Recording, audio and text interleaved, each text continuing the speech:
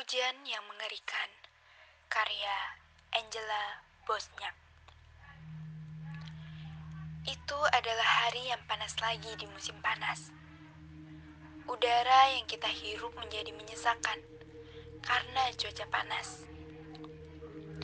Kami membutuhkan semacam penyegaran, pikirku dalam hati.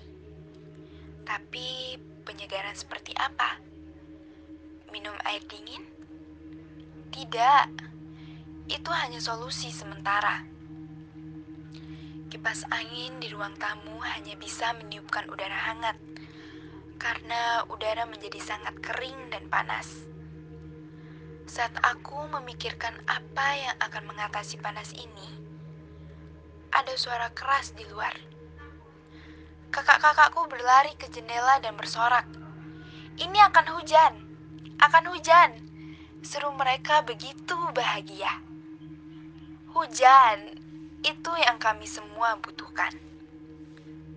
Aroma tetesan hujan pertama di hari yang panas dan ditunggu-tunggu.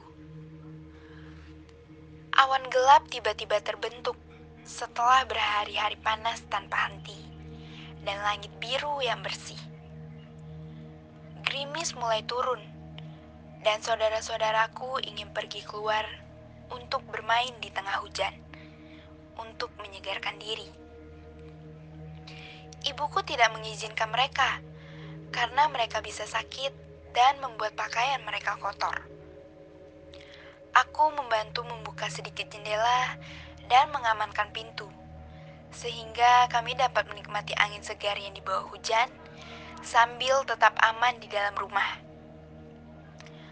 Aku dan adik-adikku duduk di sofa dekat jendela, sementara kami menghirup aroma hujan dan menikmati angin basah yang sejuk.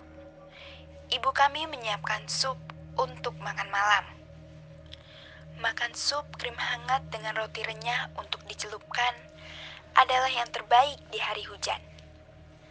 Saat kami bersiap untuk duduk di meja makan, hujan mulai semakin deras. Kami menyukai makanan ibu kami dan memiliki waktu keluarga yang berkualitas saat makan malam. Tapi siapa yang tahu bahwa ini akan berubah dalam beberapa saat. Saat kami membersihkan meja, badai besar dimulai. Itu mengguncang jendela dan mengacaukan listrik kami. Adik-adikku menjadi takut. Aku meyakinkan mereka bahwa itu hanya badai dan akan hilang dalam semalam.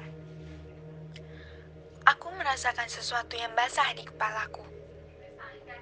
Aku mendongak ke atas dan melihat atap kami mulai bocor.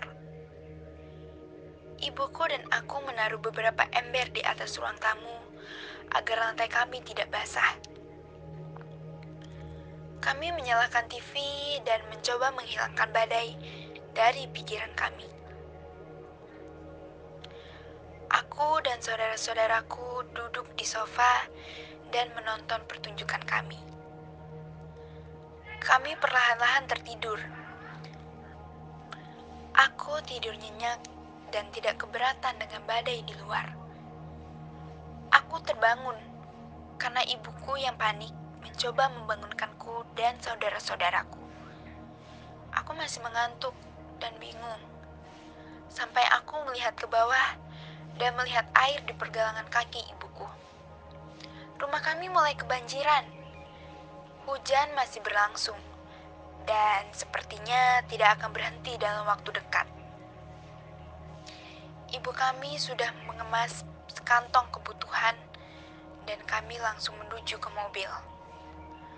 Aku dan saudara-saudaraku mengambil beberapa barang yang penting bagi kami dan terlalu berharga untuk hilang di tengah hujan.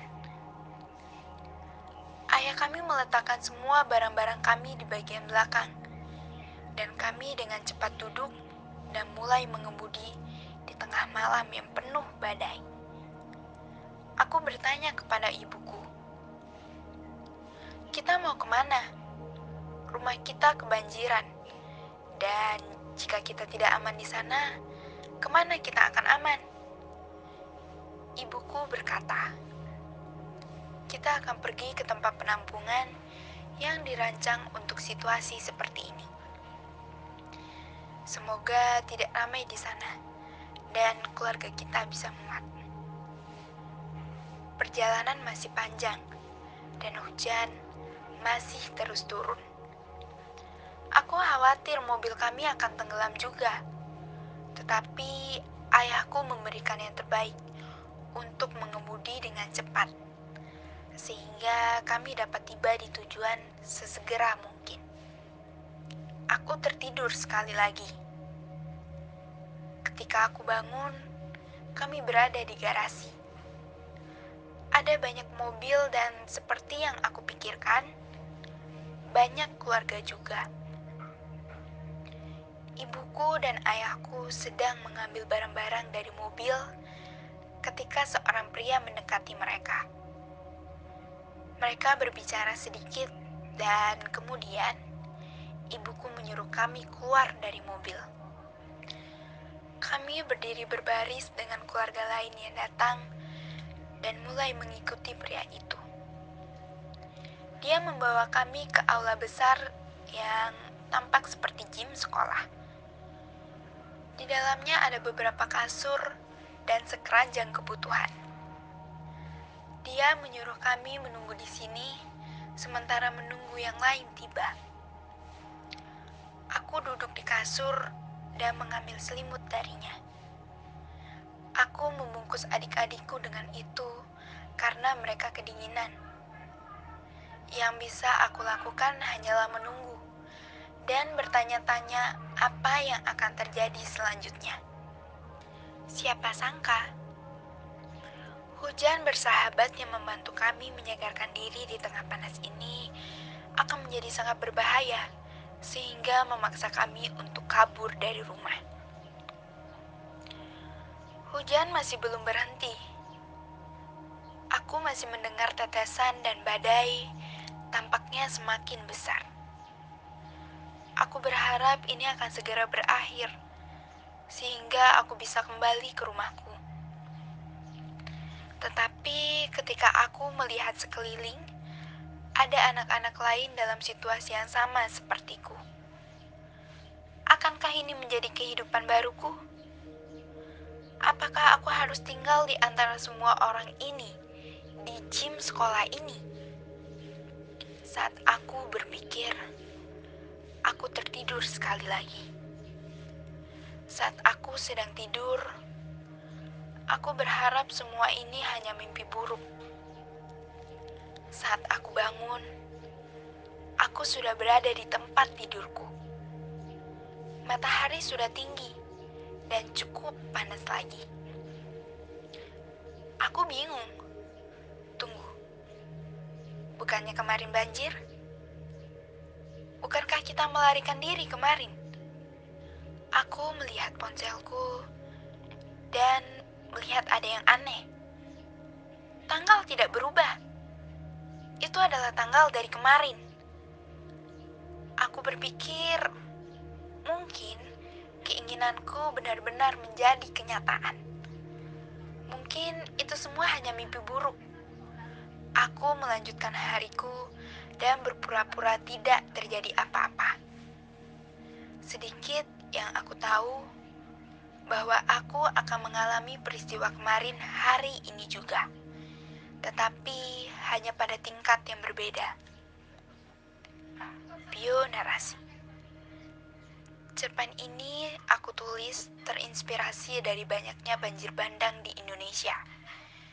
Berkali-kali korban banjir tidak bisa bereaksi cepat dan tidak terselamatkan.